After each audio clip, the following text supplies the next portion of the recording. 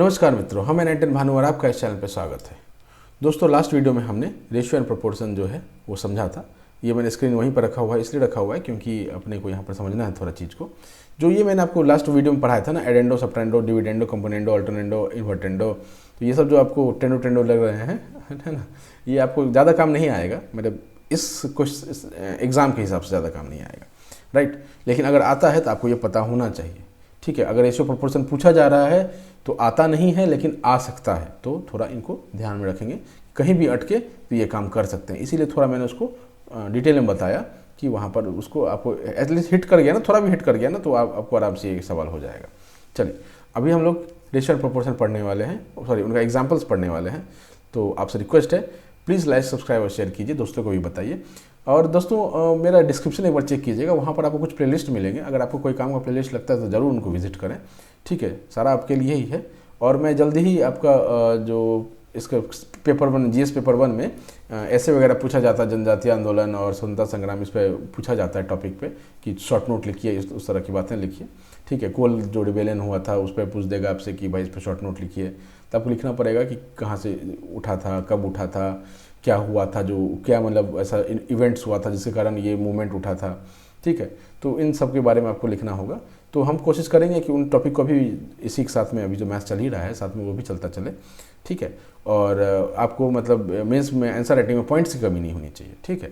आपके पास ज़्यादा ही पॉइंट्स होना चाहिए, बस ऑर्गेनाइज करना आपको पता होना चाहिए, ठीक है। कोई कभी भी सवाल आता है मेंस में तो दो तरह का बात होता है। पहला ये होता है कि हमको कुछ पता ही नहीं है, मतलब पता भी है, मान लीजिए 200 वर्ड में लिखना है आपको, एक छोटा सा एग्जाम्पल, 200 वर्ड में लिखना है, तो होता है कि भाई मेरे पास तो भाई 100 वर्ड का भी इसका आंसर नहीं है, तो वहाँ पर आप अटकते हैं।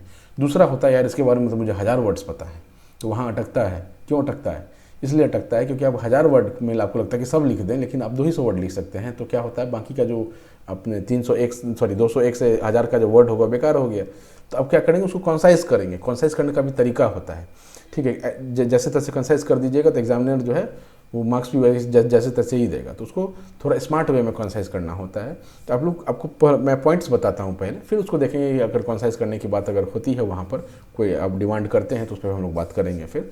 बट पॉइंट्स तो पहले पता हो तब तो कंसाइज की बात आएगी। पॉइंट्स ही नहीं पता होगा तो फिर आपके पास आंसर राइटिंग में आपके पास उतने पॉइंट्स ही नहीं कि आप उतने मतलब शॉर्ट नोट लिख पाएँ, राइट। तो वो एक समस्या हो जाता है। चलिए आते हैं टॉपिक पर, हमारा रेशियो प्रोपोर्शन, उसका एग्जाम्पल।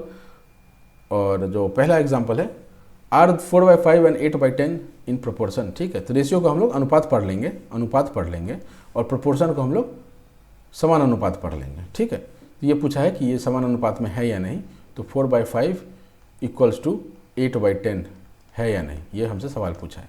तो हम देख सकते हैं कि 4 जो है 2 जा 4, 5 जा, सॉरी 4 नहीं, 4 से थोड़ी कटेगा, या 4 2 से कटेगा, 2 4 जा 2 5 जा, ठीक है। तो ये अनुपात में, सॉरी समान अनुपात में, ठीक, प्रोपोर्शन में ही। इसको करने का और तरीका क्या हो सकता है कि आप इसको डिवाइड कर लीजिए, डिवाइड करके 0.8 आया, ये भी 0.8 आया, मतलब ये क्या है, प्रोपोर्शन में है, समान अनुपात में।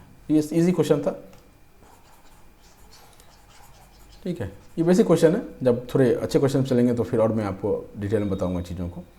इसीलिए मैंने यहाँ पर वीडियो जो है कट किया था कि मैं चीज़ों को आपको अच्छे से बता सकूँ। Are the two ratios this and this in proportion, ठीक है।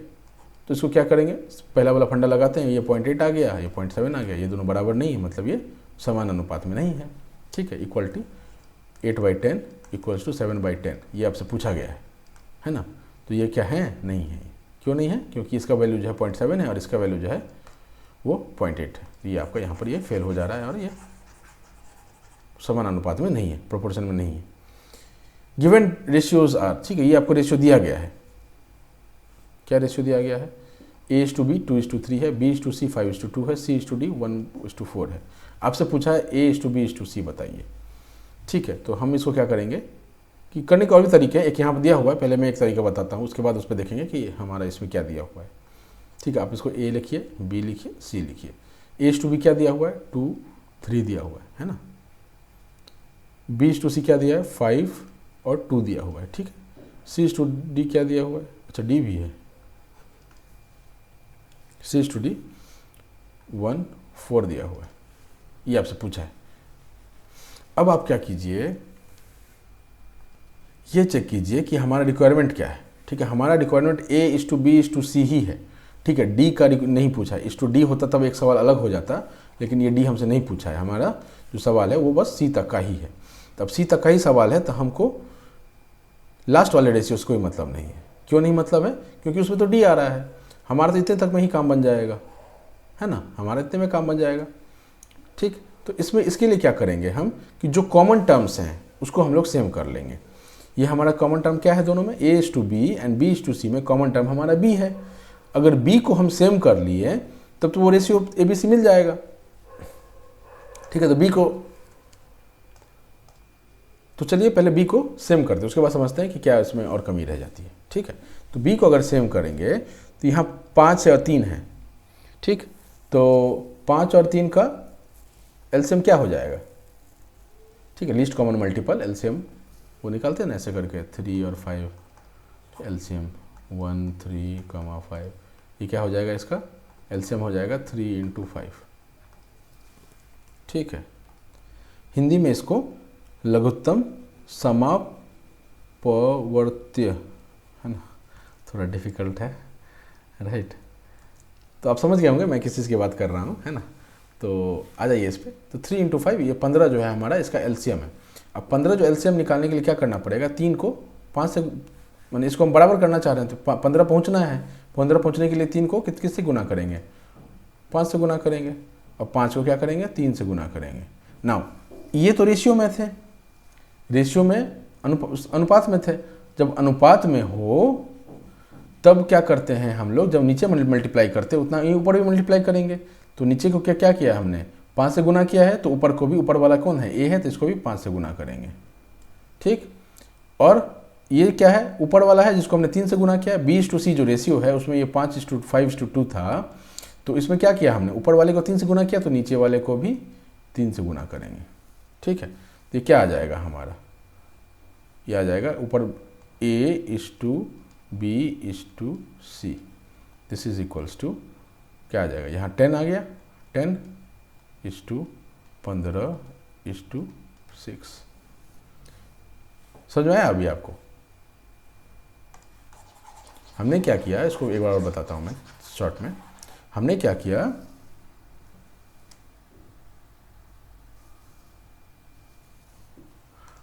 हमने जो हमारा ये था रेशियो था उसको हमने ऊपर नीचे लिख लिया। जो हमारा रेशियो था उसको हमने ऊपर नीचे लिख लिया। A/B जो है हमारा ये A/B आ गया, और ये आ गया हमारा B/C। ठीक है, C/D दिया हुआ है, लेकिन हमको यहाँ पर चूंकि खोजना नहीं है D, तो हमको नीचे वाले से मतलब नहीं है। तो दोनों को हमने सजा के लिख लिया। ठीक है, सजा के लिख लिया। जब सजा के लिख लिया तब उसके बाद सवाल उठता है कि जो कॉमन चीज़ है उसमें उसका एलसीएम क्या है? ठीक है, लीस्ट कॉमन मल्टीपल क्या है? तो लीस्ट कॉमन मल्टीपल निकल के आया इसका 15। ठीक, 15 निकल के आया, तो हम क्या करेंगे? इसको भी 15 बनाएंगे, इसको भी 15 बनाएंगे। ठीक है, इसको 15 बनाए, इसको भी 15 बनाए। अब जब इसको 15 बनाया तो नीचे को क्या हो गया? A/B जो रेशियो है वो तो बिगड़ गया, जो अनुपात है वो तो बिगड़ गया, क्योंकि नीचे आपने 5 से गुना कर दिया। तो उसको सुधारने के लिए आप ऊपर भी 5 से गुना करेंगे, तो हमने ऊपर भी 5 से गुना कर दिया। ठीक है, इस केस में इसको 5:2 था, तो B/C 5:2 था, तो आपका 5 को क्या किया हमने? 3 से गुना किया एलसीएम पहुंचने के लिए, लेकिन ऊपर वाले को फिर हमने बिगाड़ दिया उस अनुपात को, तो उसको सुधारने के लिए हम नीचे वाले के साथ भी 3 का गुना करेंगे। ठीक है, जिनको अभी भी नहीं समझ में आया हो वो आप ऐसा समझिए कि मान लीजिए A/B एक रेशियो दिया हुआ है, ऊपर आपने इसको 5 से मल्टीप्लाई किया, तो ये अनुपात तो बिगड़ गया ना। इसको बैलेंस करने के लिए क्या करेंगे? नीचे भी आप 5 से गुना करेंगे ना, तो वही यहाँ पर हम कर रहे हैं।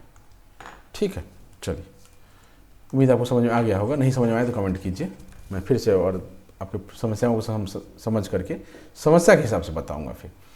ठीक है, हमारे ये A/B/C आ गया, क्या आ गया?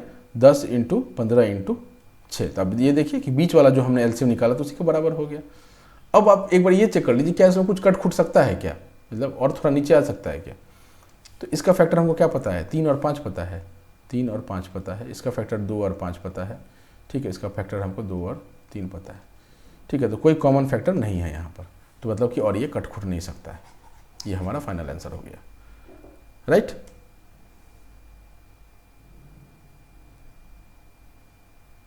ओके, यहाँ सवाल में नहीं पूछा था, बट इन्होंने जवाब में ABCD बताया हुआ है। चलिए ABCD भी कर लेते हैं। ठीक, उम्मीद है आपको जो मैंने ABCD थोड़ा लंबा हो गया, पहले आपको एटलीस्ट ABC का तो समझ में आया ना। ठीक, उससे पहले भी एक और चीज़, हाँ, ये दो रेशियो का आपको मैंने बड़ा मिलाने का समझ में आ गया। 2 रेशियो मतलब हमारे पास A/B और B/C, ये 2 रेशियो थे ना, इनको एक करने का काम आपको समझ में आ गया। ठीक है, ये बेसिक था। अभी सवाल जो है वहाँ पर थोड़ा जो जवाब दिया हुआ है यहाँ पर, उसमें थोड़ा अलग दिया हुआ है। ठीक है, इसमें पूछा गया है डी को भी डाल दिया, तो यहाँ भी हम इसको सुधार कर लेते हैं और डी को भी डाल लेते हैं। ठीक है, ये हमारा अब सवाल पूछा गया है, राइट।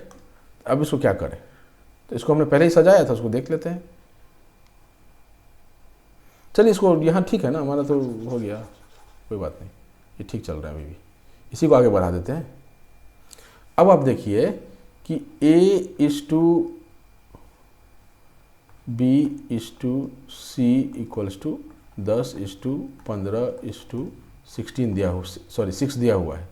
ठीक है, C/D दिया हुआ था 1:4। ठीक, तब ये आसान हो गया ना सवाल हमारा। ठीक है, 2 रेशियो को मिलाना तो ऑलरेडी हम सीख चुके हैं। अभी इस वाले रेशियो में 2 से अधिक आ गए आपके, न्यूमरेटर डिनोमिनेटर एक और आ गया, बट ये तो हो ही रहा है ना कि 2 ही रेशियो है। इसको सॉल्व करना शुरू करते हैं। ABC, वैसे टेबल बनाएंगे D। अब ABC हमको पता है 10, 15, 6 पता है, 1 और 4 ये पता है। कॉमन जो है उसको हम लोग क्या करेंगे, बराबर करेंगे, कॉमन को बराबर कर लेंगे। तो 6 और 1 का एलसीएम क्या आ जाएगा, 6 और 1 का एलसीएम 6 ही आ जाएगा। तो क्या करेंगे हम लोग, इसको 6 से गुना कर लेंगे। ठीक है, तो ये वाला C/D का जो रेशियो ये बिगड़ जाएगा, तो इसको भी 6 से गुना कर लेंगे। ठीक है, तो यहाँ से ये आ जाएगा A/B/C/D इक्वल्स टू 10:15:6 ये 6 हो जाए 24। ये आपका आंसर आ गया। ठीक है, ये देखिए वही आंसर में मैच कर रहा है ना यहाँ पर। अब यहाँ पर कैसे किया है, तो ये उम्मीद है आपको ये समझ में आ गया होगा कि ये मैंने क्या किया यहाँ पर। अब जो इसमें एक्चुअल सॉल्यूशन दिया हुआ है उसकी बात करते हैं।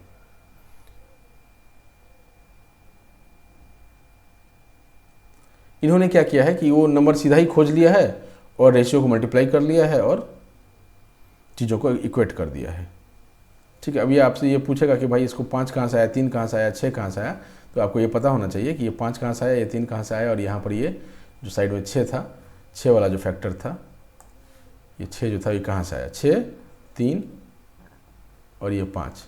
ठीक है, 5 मल्टीप्लाई कर रहे हैं, 3 मल्टीप्लाई कर रहे हैं, 6 मल्टीप्लाई कर रहे हैं, तो ये सीधा फैक्टर आपको यहाँ से आया, ऐसे आया, एलसीएम से आया। ठीक है, बाकी स्टेप के हिसाब से आप दिखा सकते हैं, या टेबल बना के भी आप दिखा सकते हैं, जैसा आपको समझ में आया सही है कर सकते हैं।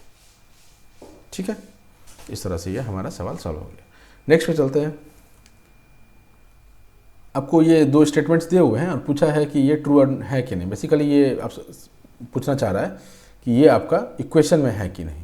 ठीक है, समीकरण जो यहाँ पर दिखा हुआ है, इस समीकरण में ये है या नहीं। ठीक है, ये आपसे पूछना चाह रहा है। तो हम क्या करेंगे, इसको बेसिकली रिड्यूस करेंगे, रिड्यूस करके देखेंगे, अगर वो बराबर आ जाता है तो ठीक है, नहीं आता है तो कोई बात नहीं। तो 12/18 को आप रिड्यूस कीजिए। ठीक है, तो ये आता है 2/3। 28/56 को रिड्यूस कीजिए तो ये आता है 1/2। तो ये दोनों 2/3 इज़ नॉट इक्वल्स टू 1/2, मतलब ये प्रोपोर्शन में नहीं है। ठीक है, ये फॉल्स हो जाएगा। क्यों फॉल्स हो जाएगा, क्योंकि ये बराबर नहीं है, बराबर होते तो ये ट्रू होता। सिमिलरली इसको इजी सवाल है, ये 5/26 दे रहा है, 25% और 130%, 5/26 दे रहा है, 15 किलो 78 किलो 5/26 दे रहा है, इक्वल है, यानी कि ये ट्रू है। चलिए हम लोग 5th पे चलते हैं। और 5th थोड़ा क्या है, आपका जो DI में जैसे सवाल आएगा उससे थोड़ा मैचिंग है। The earnings of Rohan is 12,000 रुपया पर मंथ। ठीक है, कितना कमा रहा है, 12,000 एवरी मंथ। ठीक, अनीस इज अर्निंग इतना पर ईयर।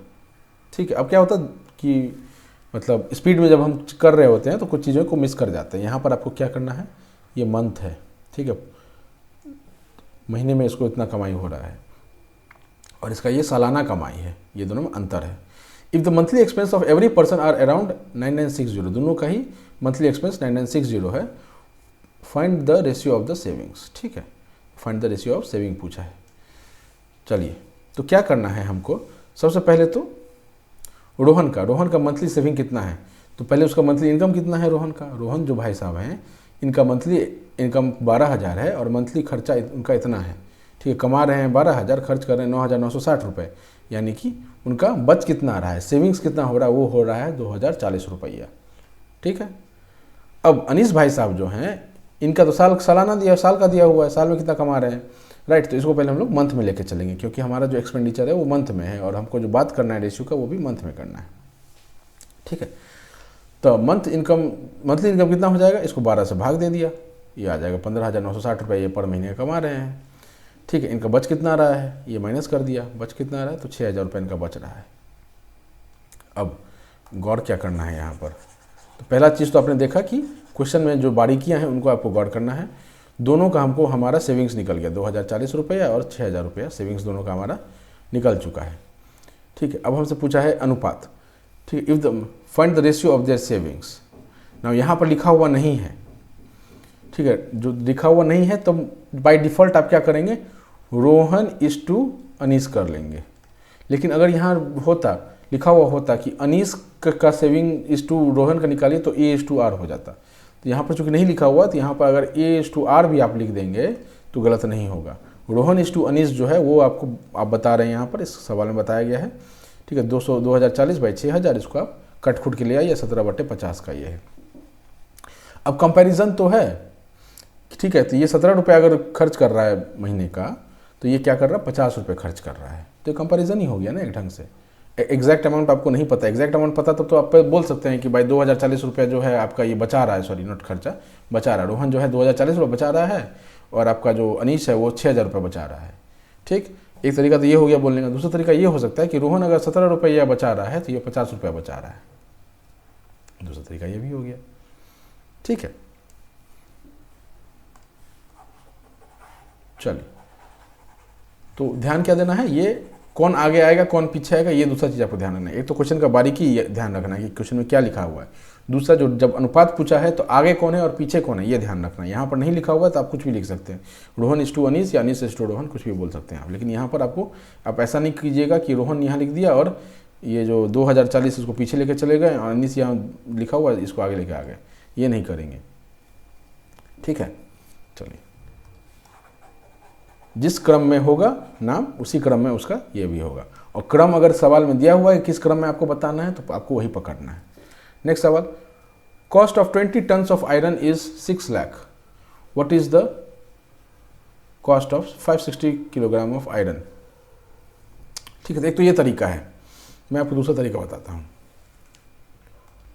रेशियो प्रोपोर्शन से ये सवाल आराम से हो जाएगा। अब ये देखिए कि 20 टन जो है उसका दाम 6 लाख रुपया है, तो 560 किलोग्राम का आपको पूछा था। 20 टन कितना हो गया, 20,000 किलो हो गया, ठीक है। ये 20,000 की, एक टन जो होता है वो 1,000 किलो होता है, तो 20 टन कितना हो गया, 20,000 किलो हो गया। हमको निकालना क्या है, इसका प्राइस निकालना है ना, तो जिसको निकालना है उसको हम लोग ऊपर में रखेंगे, ब्लैंक करके ऊपर में रखेंगे, ठीक। अपॉन 560 किलो, 560 किलो, ठीक। दिस इज इक्वल्स टू, ना ये 560 क्या है, किलो है, ठीक। तो हम नीचे यहाँ क्या लिखेंगे, किलो ही लिखेंगे। किलो कितना लिखेंगे, 20,000, और ऊपर क्या लिखेंगे, 6 लाख हो गया ना, 6 लाख। एक जीरो कम पड़ गया लगता है, हाँ एक जीरो कम पड़ गया। चलिए, तो क्या किया हमने बेसिकली, कितना इजीली हो गया ये देखिए। अब इसको बस सॉल्व करना है। दिमाग क्या लगाया हमने, हमको ये पता है कि जो दाम जितने टन का है वो उसी अनुपात में होगा जिस अनुपात में 560 का दाम है। 560 किलो का जितना दाम होगा उसका अनुपात और आपका 20 टन का जितना दाम दिया हुआ है उसका अनुपात, दोनों क्या है, दोनों समीकरण में होंगे, दोनों इक्वालिटी में होंगे, दोनों इक्वेशन में होंगे। बस ये हमको फंडा पता है। तो हमने क्या किया, जिसको खोजना था उसको ऊपर में यहाँ पर ब्लैंक कर लिया, ठीक है। एक्स मान लीजिए इसको, उसके नीचे हमने क्या लिखा, 560 लिखा। क्या लिखा, ये हमारा क्या है, ये कॉस्ट है, ठीक है। ये कॉस्ट है, कॉस्ट लिखा ऊपर, नीचे हमने क्या लिखा, वेट लिखा। तो जब अनुपात समानुपात हमने पढ़ा था तब हमने क्या पढ़ा था कि दोनों ऊपर नीचे यूनिट्स एक ही जैसे होने चाहिए, ठीक है। तो ये कॉस्ट और वेट ऐसे लिखा हुआ, तो यहाँ भी कॉस्ट आएगा, यहाँ पर वेट आएगा, ठीक है, तो कॉस्ट कितना आ गया 6 लाख, ये बैठा गया, इसको सॉल्व कर लीजिए। सॉल्व करना कोई बहुत कठिन काम है नहीं। अब ये सॉल्व तो दोस्त आपको ही करना पड़ेगा ना, है ना, बाकी मैं यहाँ तो करके बता दे रहा हूँ एग्जाम में। तो x equals to 6 lakh into 560 divided by 20,000, ठीक है। तो ये केजी में आ गया, ये भी केजी में आ गया। अब ये सब नहीं करेंगे कि यार यहाँ टन 20 लिख दिए होते, 20 लिख देते तो फिर ये टन में आ जाता है, ये केजी में आ जाता है। यहाँ केजी में था, यहाँ टन में था, ऐसा थोड़ी ना काम चलेगा। हमको दोनों को ही केजी में लेके आना पड़ेगा, इसलिए मैंने 20,000 यहाँ लिखा है ना। ये मिस नहीं करेंगे, ये सब बहुत छोटी छोटी बारीकियाँ हैं जो आपको ध्यान में रखना है। इसको सॉल्व कीजिए ना। 4 जीरो है ना, 4 जीरो काटा, ये देखो ये 4 जीरो यहाँ कट गया। अब 2 बचा, 2 से ये 30 आ गया। तो 560 इंटू 30 कर लीजिए। तो जब भी ऐसा मल्टीप्लिकेशन आए तो 1 जीरो यहाँ दिख रहा है, 1 जीरो यहाँ दिख रहा है, तो 2 जीरो तो ऐसे ही लिख लीजिए। 56 इंटू 3 हो गया, तो 56 इंटू 3 हो जाता है आपका 168, 168 है ना। ये आ गया आंसर, ये देखिए इसके बराबर आ गया। तो ये आप यूनिटरी मेथड यूज़ करके भी कर सकते हैं कि cost of 1 kg of iron निकाला, फिर जो है बाकी सीधा प्रोपोर्शन बना करके भी कर सकते हैं। ये ज़्यादा आसान है, ज़्यादा टाइम कम लेस टाइम कंज्यूमिंग है, ठीक है, करेक्ट। ये आपको जो सिंगल का निकाला है वो नहीं निकालना पड़ता, क्योंकि हम रेशियो प्रोपोर्शन पढ़े हैं तो यूज़ करते हैं उसको, है ना। चलिए अगले में चलते हैं। The dimension of the rectangular field are given, the length and the breadth of the rectangular field are 50 metre and 15 metre, what is the ratio of the length and breadth of the field. ठीक है ना, इसमें तो क्या है, ये easy सवाल था। ये 50 मीटर है, ये है ना, ये 15 मीटर है। अब इसमें कुछ दिमाग लगाने का नहीं है, सीधा आपको रेशियो पूछ दिया है, ratio of length to breadth. अब ये देखिए ये क्रम आ गया यहाँ पर, तो आपको L/B निकालना है, लेंथ इज टू ब्रेथ निकालना है। This is equals to length कितना दिया हो, लेंथ एंड द 50 मीटर, 50/15।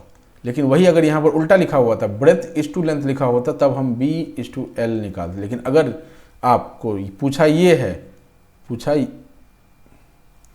ये है और आपने ये कर दिया, तो ये गलत हो जाएगा इस सवाल, मतलब लास्ट स्टेप पर गलत हो जाएगा। रेशियो तो सही आएगा, बट जो क्रम पूछा है उस क्रम में आप अगर नहीं रहेंगे तो ये गलत हो जाएगा। इसको आप थोड़ा सॉल्व कर लीजिए। इसमें क्या है, 5 10 50, 5 3 50, 10/3 आ गया, है ना, इस रेशियो में। ज़्यादा कुछ था नहीं इसमें दिमाग लगाने का। Obtain a ratio of 90 centimetres to 1.5 metres, इसका रेशियो बोला है निकालने के लिए। तो 90 सेंटीमीटर्स में है ना, ये मीटर्स में है, तो हम क्या करते हैं, चाहे तो इसको आप मीटर में लेकर के जाइए या इसको सेंटीमीटर में लेकर के जाइए। तो इसको सेंटीमीटर में लेकर जाना ज़्यादा आसान लग रहा है ना, इसमें भी वही काम किया है। तो 90/150 किया, ये 3:5 का रेशियो आ गया। दूसरी तरीके से आप क्या कर सकते थे इसको, कि इसको आप किस में लेकर चलते, मीटर्स में लेकर चलते। तो 90 जो सेंटीमीटर है इक्वल्स टू क्या हो जाएगा, 0.9 मीटर हो जाएगा। ठीक है, अब इसको रेशियो निकालिए, तो 0.9/1.5, ठीक है, इसको निकालेंगे तो ये भी वही आ जाएगा, 3:5 ही आ जाएगा, है ना, काट खुट के। चलिए 9 सवाल।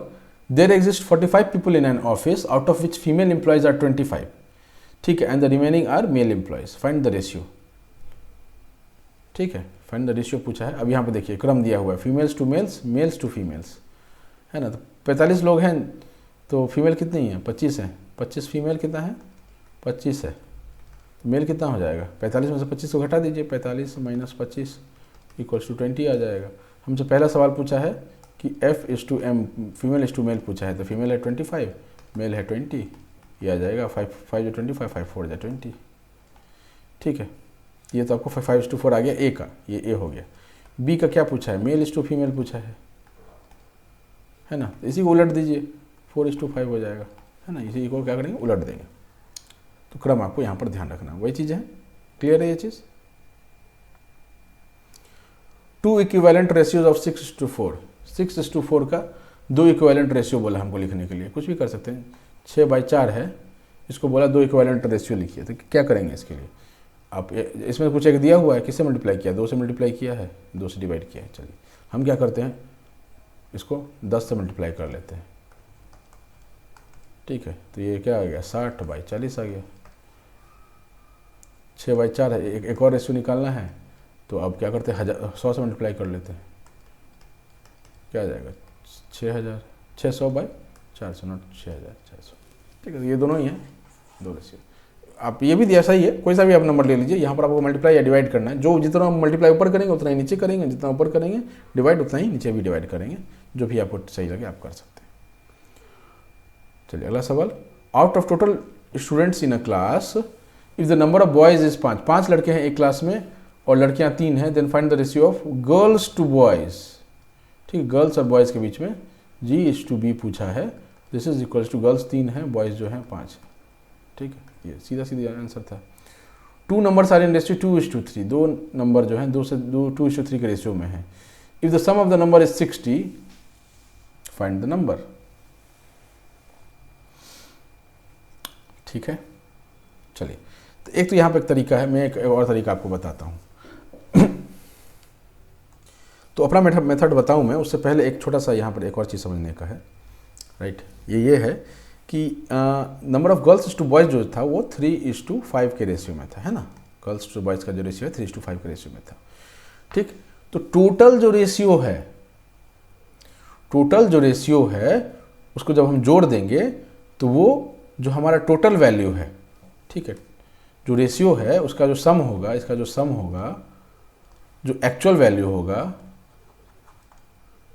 होगा वो इस सम का मल्टीपल होगा। नहीं समझ में आया? अभी आएगा। तो मान लीजिए एक्चुअल वैल्यू क्या है, एक्चुअल वैल्यू हमारा 5 3 8 है, ठीक है, और सम जो है वो भी हमारा 8 है। तो मैं ये कह रहा हूँ कि जो सम है वो इसका डिवाइज़र होगा, ठीक है, या आप बोल सकते हैं फैक्टर होगा, ठीक है, नॉट डिवाइज़र, फैक्टर बोल लीजिए आप, ठीक है। ये जो आपका सम है वो इस एक्चुअल वैल्यू का चाहे फैक्टर होगा, ठीक है, और ये एक्चुअल वैल्यू जो है वो इस सम का मल्टीपल होगा। थोड़ा इसको और समझते हैं, कहने क्या मतलब है। तो यहाँ पर देखिए कि ये 8 जो है वो 8 का फैक्टर है। मान लेते हैं कि इसी क्लास में 3:5 रेशियो में गर्ल्स इज टू बॉयज़ जो है वो 3:5 रेशियो में है, ठीक है। नंबर ऑफ स्टूडेंट्स जो हैं वो आपके 24 है, टोटल 24 है, राइट। तो लड़के कितने होंगे और लड़कियां कितनी होंगी ये आपसे पूछ दिया, मान लीजिए एक बात, है ना। तो हम ये कह रहे हैं कि ये 5 इनका जो सम है 8 है, और जो टोटल नंबर है, ये टोटल वैल्यू है, वो इसका क्या हो जाएगा, फैक्टर हो जाएगा। 8 इज फैक्टर, ये क्या है, फैक्टर है। किसका फैक्टर है, टोटल वैल्यू का, फैक्टर ऑफ टोटल वैल्यू, ठीक है। टोटल वैल्यू का क्या है, ये फैक्टर है। और 24 क्या है, मल्टीपल है, किसका, जो हमारा मल्टीपल ऑफ सम, जो यहाँ हमने सम निकाला था ना, ये सम है हमारा, ठीक है। तो ये टोटल वैल्यू जो है वो जो इन दोनों का सम है उसका ये मल्टीपल आएगा, और ये जो आपका टोटल सम आया है वो टोटल वैल्यू का फैक्टर होगा, राइट। तो आप ऐसा समझ लीजिए कि 8 जो है वो क्या है, ये दिस इज फैक्टर ऑफ 24, और 24 क्या है, मल्टीपल ऑफ 8 है, मल्टीपल ऑफ 8 है, ठीक। क्लियर है ये चीज़। तो मैं ये कह रहा हूँ कि जो रेशियो है उसका जो सम है वो जो पूरा वाला वैल्यू, जो टोटल वैल्यू है उसका क्या है, वो फैक्टर आएगा, हमेशा ही आएगा ये चीज़। क्यों आएगा फैक्टर, क्योंकि यार वही जो टूटा हुआ था ना वो छोटा होकर के आया है। मान लीजिए कि 24 बच्चे हैं यहाँ पर, मैंने भी बोला कि 24 बच्चे हैं, 3 जिसमें से 3:5 में लड़कियाँ और लड़के हैं, ठीक है। तो क्या हो जाएगा,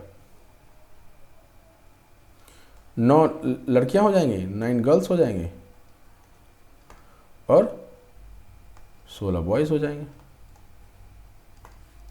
तो 9:16। अब 9:16 को जोड़िए, 24 होता है क्या, 25 हो गया ना, ये गड़बड़ा गया कुछ, ये 15 आ जाएगा, सॉरी 15 आ जाएगा।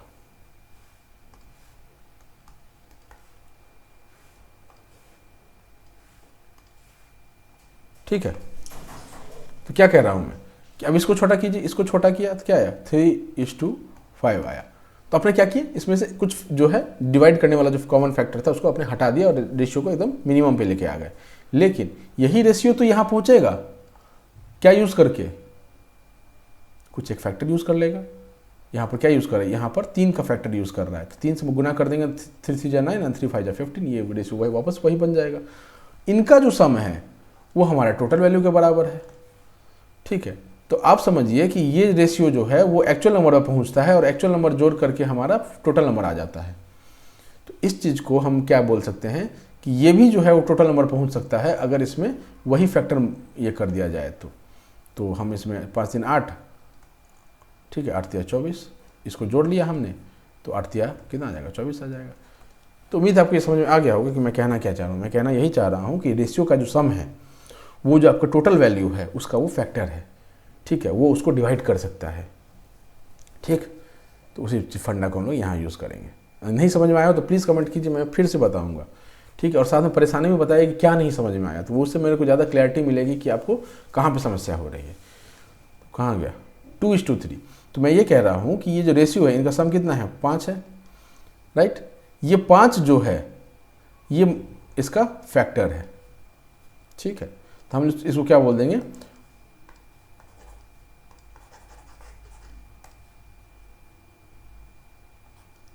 पाँच, दिस इज इक्वल्स टू 60। 5 जो है वो 60 के कॉरस्पॉन्डिंग का वैल्यू है। ठीक है, 60 यही जो 5 है वो मल्टीप्लाई होकर के 60 बनेगा कभी। तो अब आपसे क्या पूछा है, फाइंड द नंबर्स, 2:3 के रेशियो में है और 60 जो है वो आपका टोटल वैल्यू है। तो हमने क्या किया कि ये टोटल वैल्यू ले लिया, इसका टोटल वैल्यू छोटे वाले का, और ये एक्चुअल टोटल वैल्यू, ये दोनों आपस में यहाँ हो गया। अब हमको निकालना है नंबर्स, तो हम क्या करेंगे कि 1 एट ए टाइम निकालेंगे। यहाँ पर 2 डालेंगे और यहाँ x डाल देंगे। ठीक है, 2 क्यों डाला, 2 हमने पहला वाला नंबर खोजने के लिए डाला है। ठीक है, तो हमको क्या है, यहाँ पर 3 चीज़ें हैं, 2 3 5। ठीक है, इसके कॉरस्पॉन्डिंग जो एक्चुअल वैल्यू है वो 60 है, और इन दोनों के जो कॉरस्पॉन्डिंग है ये मान लीजिए y है, ये x है, ये दोनों वैल्यू हमको निकालने हैं, है ना। तो 2 क्या है, 2 ये रेशियो ले लिया, 3 क्या है, ये रेशियो है, 5 क्या है, तीनों का समेशन है। ये छोटे लेवल पे है, नीचे लेकर के आए, कुछ काटा पीटा होगा हमने। बड़े लेवल पे जब लेकर चलते हैं, जो एक्चुअल लेवल है उसका, वहाँ पर क्या हो जाएगा, ये 60 हो जाएगा। ये 60 दिया हुआ है, हमसे पूछा है कि इंडिविजुअल नंबर्स बताइए आप। ठीक है, तो हम क्या करेंगे, ये दोनों तो इक्वेशन में है तो नीचे नीचे लिख लिया दोनों को, ऊपर में हमने 2 लिख लिया, इधर x लिख लिया। इसको अब आराम से सॉल्व कर लेंगे हम लोग। सॉल्व कीजिए, इसको सॉल्व करेंगे, यहाँ से आ जाएगा x इक्वल्स टू कितना आ जाएगा, 2/5 इंटू 60 आ जाएगा। ठीक है, 5 1 जा 5 12 जा 12 2 जा 24, x 24 आ गया। ठीक है, एक तो ये हो गया। दूसरा क्या होगा कि हम क्या करेंगे, 3 की कॉरस्पॉन्डिंग जो उसका बड़ा वाला वैल्यू है, एक्चुअल वैल्यू, वो निकालेंगे। 3/5 इक्वल्स टू y/60। ठीक है, same y equals to 3/5 into 60, 5 1 जा 5 12 जा 12 3 जा 36। अब ये देखिए 36 और 24 को जोड़ के देख लीजिए, जैसे ही आप 24 और 36 को जोड़ेंगे ये आपको 60 मिल जाएगा। क्लियर। तो बेसिकली हमने क्या किया है, रेशियो लेवल पे समेशन भी किया है। रेशियो लेवल पे नंबर था हमारा 2 3 5। ठीक है, उस 5 की कॉरस्पॉन्डिंग जो एक्चुअल नंबर था वो 60 था, तो 3 की कॉरस्पॉन्डिंग 2 की कॉरस्पॉन्डिंग निकालना था, हमने निकाल लिया। समझ में आया हो तो बेहतर, नहीं तो यहाँ पर एक तरीका दिया हुआ है उससे भी आप कर सकते हैं। Given 2/3 is the ratio of any 2 numbers, इसको 2x और 3x मान लिया। As per the given question the sum of this 2 numbers is 60, तो दोनों को जोड़ लिया। ये देखिए 5x इक्वल्स टू 60 हो गया। इसी 5x जो को इक्वल टू 60 हो गया, तो ये 5 का हमने बोला था, यहाँ पर 5 निकाला था ना, ये वही 5 है। ठीक है, तो ये तरीका है इस तरह से करने का। आप जब एग्ज़ाम में कर रहे होंगे तो आप सीधा सीधी ये 2 3 5 नहीं लिख सकते, तो इसके साथ यूनिट्स लगाएंगे। ठीक है, क्या लिख देंगे हम लोग कि ये 5 यूनिट जो है वो 60 के बराबर है। ठीक है, we have a ratio, sum of the ratio is 5। now this 5 unit is equals to 60, so we can get this into proportion. ठीक है, and find the value of x। इस तरह से आप कर सकते हैं। ठीक है, hence 2 numbers are ये। ठीक, उम्मीद है समझ में आ गया होगा आपको। एक बार आपने x निकाल लिया तो अब 2x 3x निकालना कोई कठिन काम नहीं है। x आपने 12 निकाल लिया है तो 2x इक्वल टू 24 हो गया और 3x इक्वल टू 36 हो गया। करेक्ट। तो इसी के साथ हमारा ये टॉपिक खत्म होता है। उम्मीद है आपको समझ नहीं आया, मैंने समझ में आया होगा। नहीं आया है तो प्लीज़ कमेंट कीजिए अपनी परेशानी के साथ, ठीक। जब तक डॉक्टर की बीमारी नहीं पता होगा, इलाज कैसे करेगा, ठीक है। तो चलिए इसी के साथ हम खत्म करते हैं। एक बार डिस्क्रिप्शन विजिट कीजिएगा, डिस्क्रिप्शन में आपको कुछ डिटेल्स मिलेंगे। अगर कोई भी आपका काम का हो तो कीजिए, और बाकी UPI ID भी मिलेगा लास्ट में। कुछ गुरु दक्षिणा देना चाहें तो ज़रूर मोस्ट वेलकम। चलिए, thank you, Tata, all the best.